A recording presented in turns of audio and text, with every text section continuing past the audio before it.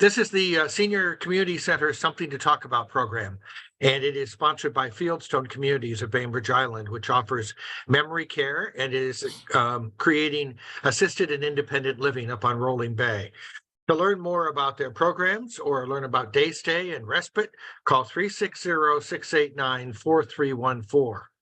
We'd also like to acknowledge that we are gathering on the ancestral homeland of the Suquamish people, the people of the clear salt water, who have lived on the waters of the Salish since time immemorial, and we honor them and are grateful for their hospitality. Today, Zach Burnham from the Bainbridge Island Police Department is with us.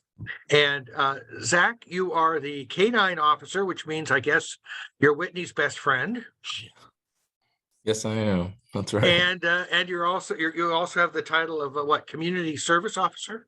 Community resource officer, or CRO, as you would hear sometimes. Okay. So I'm wondering if you might be able to just start out by outlining a little bit about the scope of your job. As I was saying before we started recording, we've had a community resource officer for a while, but I think that the job has changed and probably is still changing. So tell us a little bit about what your main remit is, what you're up to.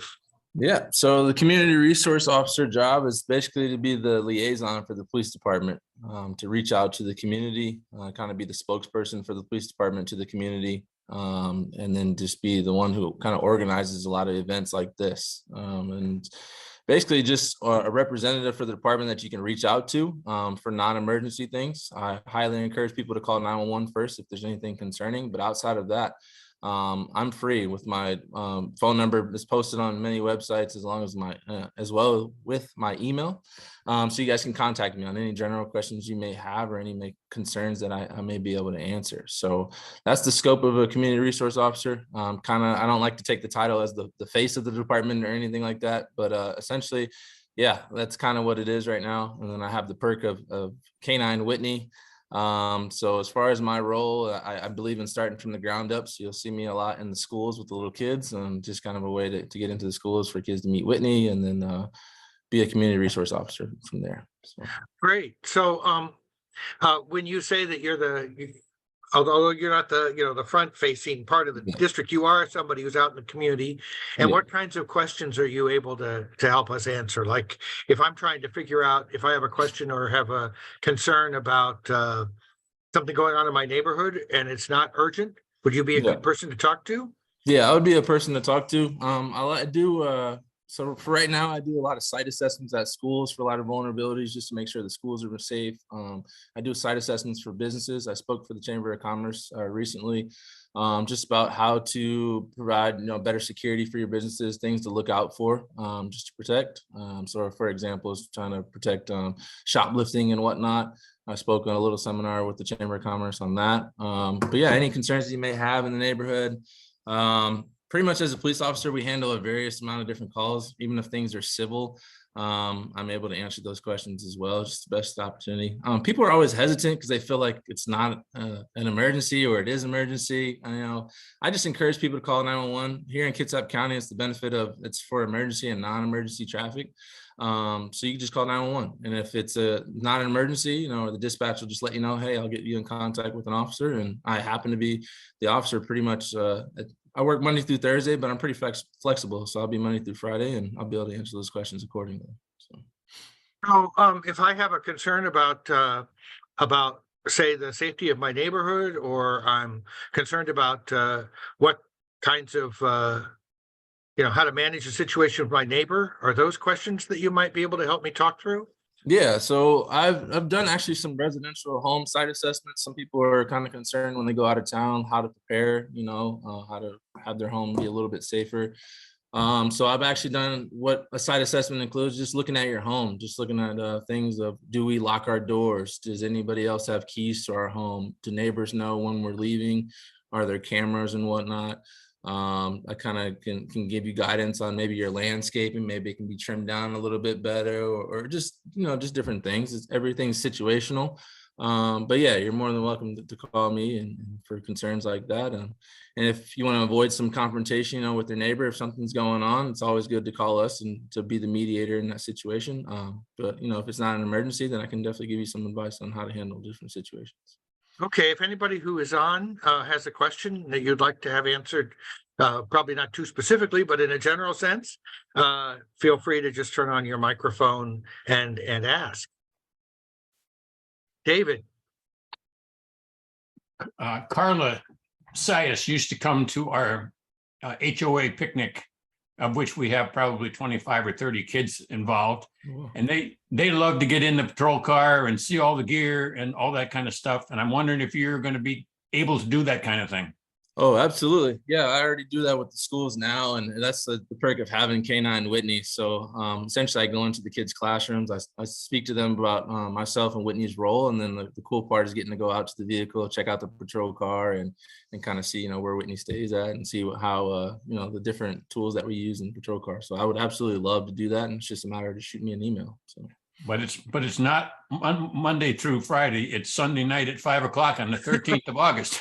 Well, that means that I will just take off on Wednesday and be there Sunday, or not work Monday or something like that. I'm able to bounce my schedule around. So what's your email address?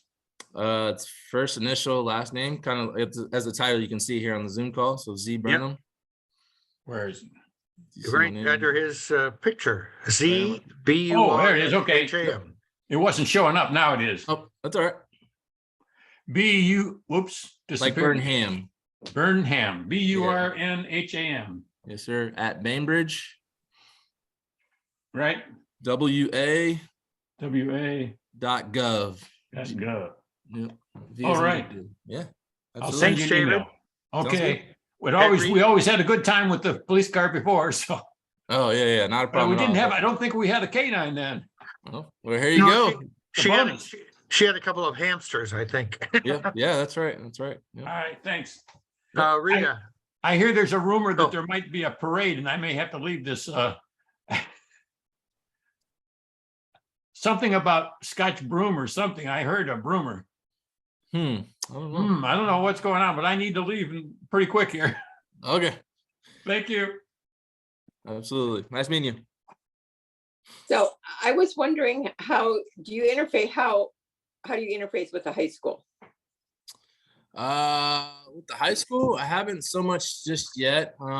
So I'm also the girls' varsity basketball coach at the high school. So a lot of the kids know me. So whenever you see my patrol car, the K9 unit in front of the high school, it's just there just to show face. And, I also happen to be the basketball coach. So I try to just basically intermingle in different ways and have different approaches with the kids. But I've also given my contact information to many teachers, just in case they want to have an officer come in and speak on different subjects. So me already being at the high school after school for basketball practice and whatnot, kids are more than welcome to come up to me. I actually go by Officer Zach. I want people to know me on a first name basis, and they can call me Zach. So I try to have the best open relationship with the kids as possible. So okay, I just wonder, because there's a lot going on at a high school. There's always a lot going on. Yeah. So we also, I didn't speak on this, but we have a community health navigator, Kelsey Lynch. She's our person that we work with. Yeah, she's just kind of our navigator. So in case kids need resources or anything else like that, she's the one to contact. So yeah. Okay. Mhm. Okay. Anybody else? Any questions? What's the best part of your job, other than being able to hang out with Whitney? Yeah, I just like hanging out with the kids. I just think it's so important in today's climate with everything going on, kind of the anti-police movements that are going on. It's the whole reason why I joined the police force, because it's not really like that, because one person makes a bad mistake, it shouldn't define, everything. So that's really why I joined. It wasn't to fight crime and do, the bad guys and chase them. It was really just to build those relationships and then also meet people at their lowest times, because I love to be able to give my testimony to people, because I've been through a lot in life, and I want especially kids to see that there's an outlet out of there. So that's my favorite part, is just engaging with the community, and especially with kids. Exactly. Yeah. When you walk in the Starbucks, they're happy to see you. Yeah, they're happy to see me, even though some people seem concerned. I'm like, hey, it's just Zach, just say hello, everything's okay, and whatnot. So yeah, absolutely. So what would you think would be your biggest concern for our community, or the things that we really need to be aware of that maybe we're not? I just think that, let's see, we get complacent as a community. I know we are on Bainbridge and it is very Right. safe. It's very safe. Don't get me wrong. And the crime that happens is like, I'm thankful that it's this crime instead of something else. But just to remember the little things, unlocking our doors and you know, just Right. Yeah. not leaving things open, leaving our bikes out in the yards, and just not making things very appealing to somebody that to make them want to come back and you know, possibly commit some crime or something. I mean, it's a beautiful, safe place. And I'm not mad that people are complacent. I'm glad that kids get to be kids here. I wouldn't necessarily say that it's a bad thing, but you know, Right. crimes that do happen are that because we get complacent, you know. So, you know, when we have a string of you know, vehicle prowls, which means somebody Yes. breaking into a vehicle, it's never going to be forced. Well, I shouldn't say never, but it's more likely than not, it's not forced entry. They're not breaking the windows just because somebody left their computer on the car seat and they left the keys in there. So people are just pulling on car doors and whatnot. So you know, anywhere you go, you should just practice good habits the best you can to, you know, Right. protect your stuff. So yeah. So how about, have you interfaced much with the older community, like from the senior center? Because, you know, there's a lot of us. And Yeah. So, Yep. so I was just wondering kind of what the interface Topic. you've had with them. Yeah. Yeah, this is the topics is pretty much fraud. That's the kind of the crimes that we deal with. So you know, that's a lot of the reports that we get are, you know, because they're more vulnerable to the different Right. situations. And I would say people are getting creative out there with the way they're kind of coming out the ways Yeah. to take advantage of people. So yeah, I've definitely spoken, especially with the senior center. I spoke with them on kind of fraud prevention, and a lot of scams, and it's happening to everybody. And it's amazing the spam emails that we get and text messages and things that actually, you know, that are still coming to my phone, you know, that Right.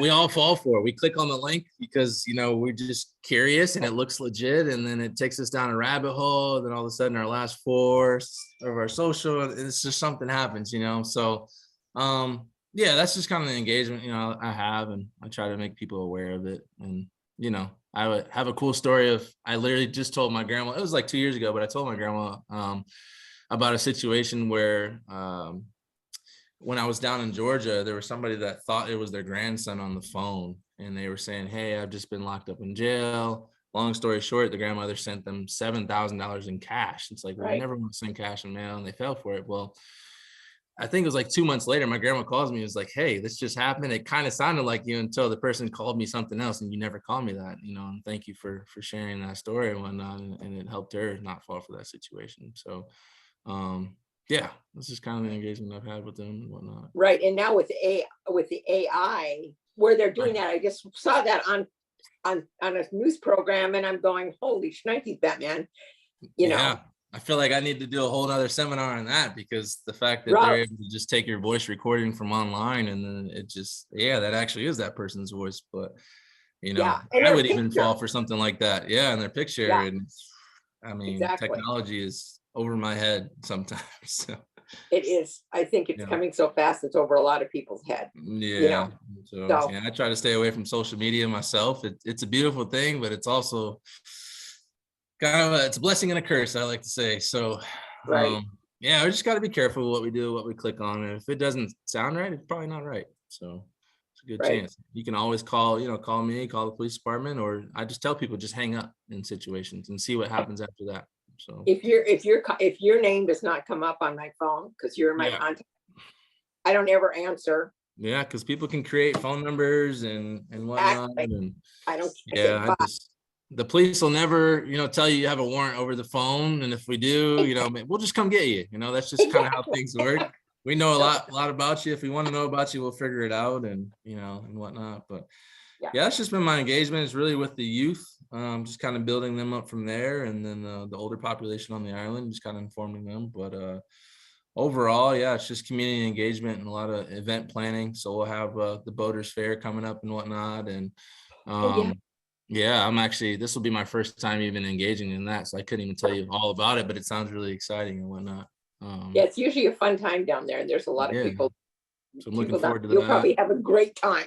Oh yeah, have a great time. 4th of July parade, and then National Night Out would be another big thing that I'll plan for the community. So you'll see me out there. Absolutely. Good. Okay, that will be great. Yeah.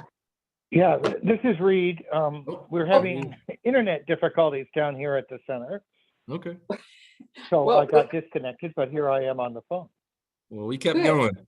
We tried our best. We've had a nice chat. Yes, I can hear that. You were talking about some important events coming up. Do we have many folks who are on the island who talk about people who are coming up to offer products and services on a door-to-door basis? Yeah, that does happen, and some of it or most of it I would say is legit. But just respectfully decline it. Kind of leave it at that. And if you want to call 911, that's a thing too. We will respond to it and kind of check out the situation. Door-to-door services might be coming to an end here shortly with technology that we have going on now. But we always want to be safe than sorry. If it like I said, if it doesn't look right, call us, because you never know if it's just somebody just kind of camping out just to see if somebody's home. And I've seen people who have checked and there's no answer at the door, and then the next minute it turns into a burglar. They're kind of snooping around your house and whatnot. So you don't have to answer the door for them either. That's another thing. If you don't want to engage because you don't know them, then hey, just don't answer the door, or maybe talk to them through the window. But overall, it's a safe island, and we're always, doing our best to patrol the streets day and night and make sure you guys all feel safe as well. So It's door-to-door. Now, I know you mentioned, oh, go ahead, Rita, sorry. It's door-to-door solicitation. I thought that you couldn't do that on Bainbridge. I think you have to have a permit, but don't quote me on that. Yeah, but usually But there was somebody. a van that came in down our lane, dropped off some people, and they were like doing like they were going to do roofing stuff. And I went down the end of the driveway and told them to go. And then I took pictures of their van and told them they better get out of our neighborhood. Yeah, that's something. Yeah, don't quote me on that. I'm not sure, and that's probably something I should look into a little bit more. Yeah. But yeah, usually things involve having a permit, but also somebody coming to just talk to you about God or anything else like that is there's no harm there. If something's just not right, just call us. But yeah, I mean, there's nothing wrong with telling somebody they got to leave, if they're on your property and whatnot, and hopefully the situation doesn't turn into a confrontation.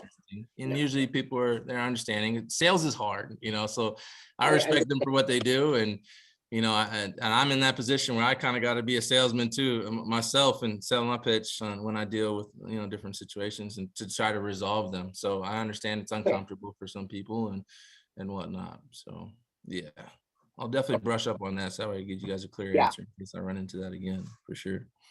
That's great. Yeah.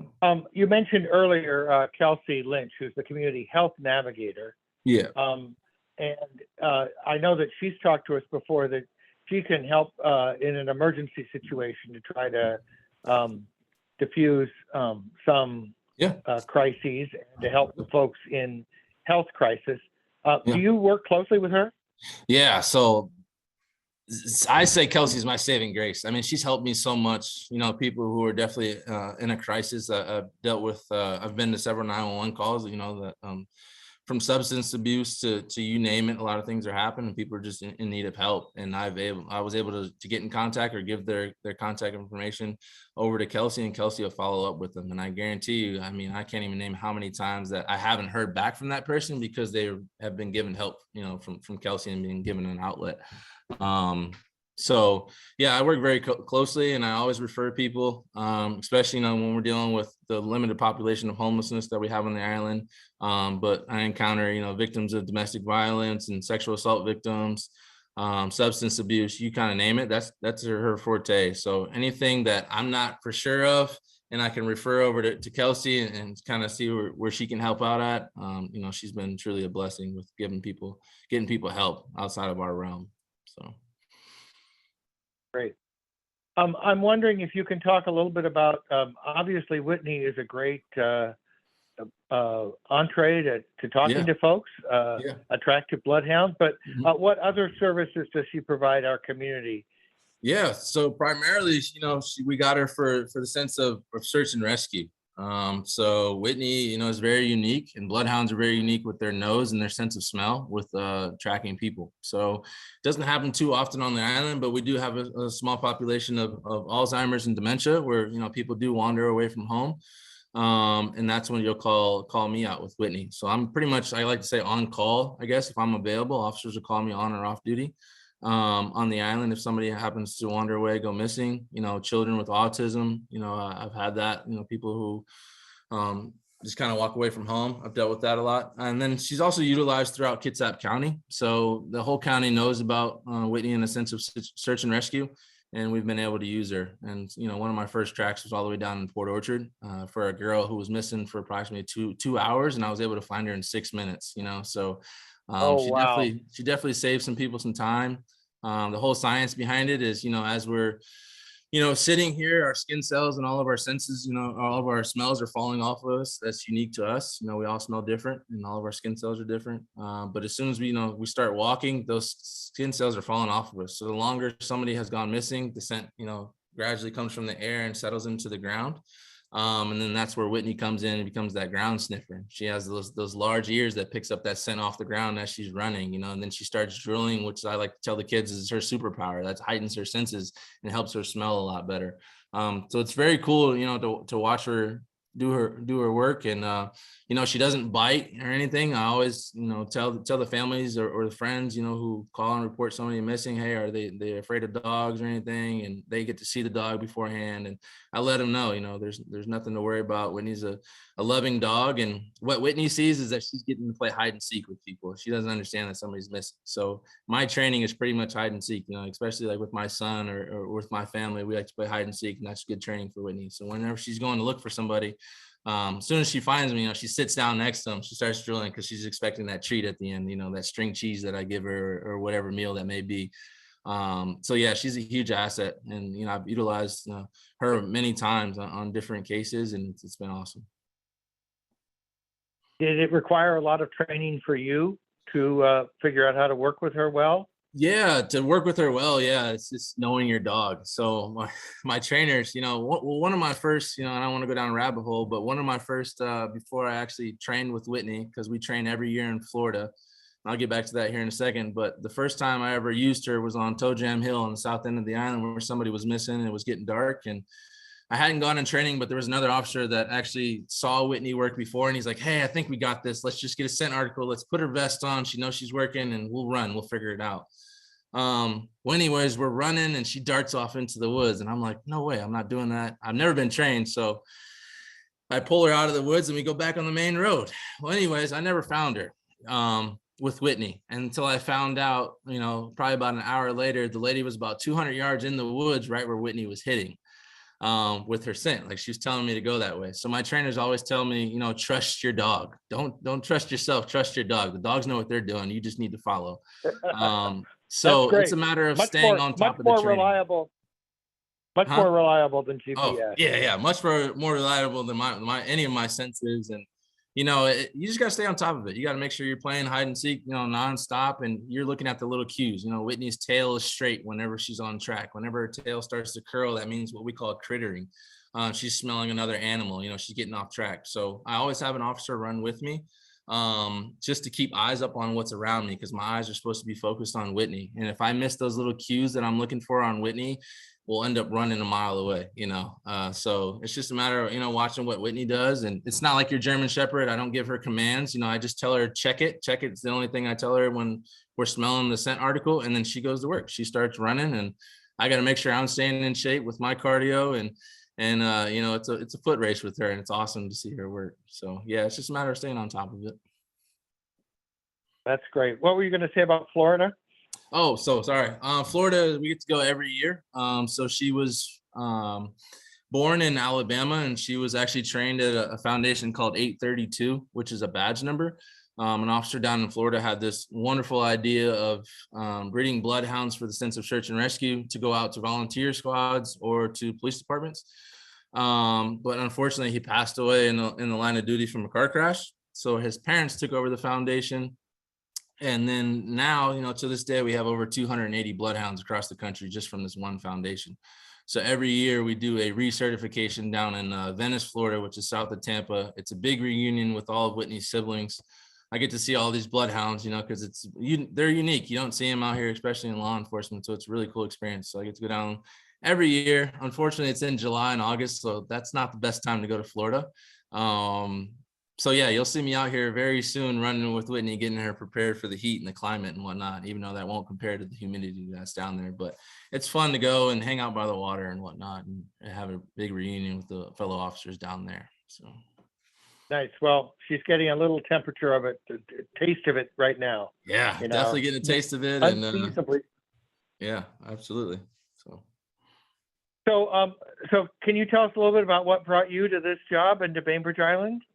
Yeah, this is really just bringing me to the job. Just circles back to wanting to help people. That's why I got into it. Honestly, with I went to school out in Baltimore, so when the Freddie Gray riots were kind of going on, I think that's what planted the seed, just to kind of get into law enforcement, because I know all officers aren't like that. Somebody, kind of can ruin it for everybody. I knew once I graduated college, this is kind of a career I wanted to go down. I married into a law enforcement family. So I wanted that team camaraderie of working together and helping build people up, and especially in different communities. I think it's important that police officers build up people in the communities, and build those relationships, rather than, if we have to, arrest somebody, or handle crime, that's definitely part of our job description. But the original saying for cop is community oriented policing. So I live by that, and that's exactly what I want. I started outside of Atlanta, my first couple of years, which I got involved with a lot of different crimes. It helped me, be exposed to a lot of different things. It was amazing. But unfortunately, it just wasn't a right fit for my family. My wife's sister lives out here, so that's she ended up moving to Bainbridge Island. She said the police department was hiring, and they paid a lot better, than Georgia. So it was just kind of a no-brainer to move out here, for the sense of family and whatnot. And Bainbridge has been nothing but a blessing to me. It's just been awesome. It's been exactly what I've been looking for with community policing. And I just came out here. I applied and I heard back right away, and it all just fell in right away. It fell in right into place, so it was good. It was a good time. Well, with the coaching and the K9 and the community work, it sounds like it's a good fit for you, Officer Zach, and I think it'll be a good fit for the community. Absolutely. I love doing it, and I look forward to many more years. And it's awesome. It's a great place to be. And I'm trying to recruit as many people as I can and out to the West Coast and out to the, the PNW, because it's, days like these and summer times are truly amazing. You kind of overlook the rain. I've gotten used to it. And it's better than humidity, so I love being here, and I'm glad that everybody makes me feel so welcomed here. And it's a good time. So thank you very much for taking the time. Is there anything that you didn't get to about your job, or how to reach out? It sounds like we've got your email. So anything else you want to say before we? No, I just really appreciate you guys giving me the time. I'm the only K9 officer on the island. So whenever you see that sticker on the car, it's always going to be me, the K9 sticker. Just make sure you wave, and everything's all right. I like to get out in the community as much as I can. I just happen to be in uniform. I know I'm a large guy and kind of intimidating, sometimes, but I'm all smiles just like I am now. And I just want people to know, I'm here for them, and that's what's important. So I appreciate it. Well, drop by the Senior Community Center anytime you want. We've got the coffee on. So all right. See you soon. Thank you very much for stopping by today. Appreciate that. Well, you guys have a good day.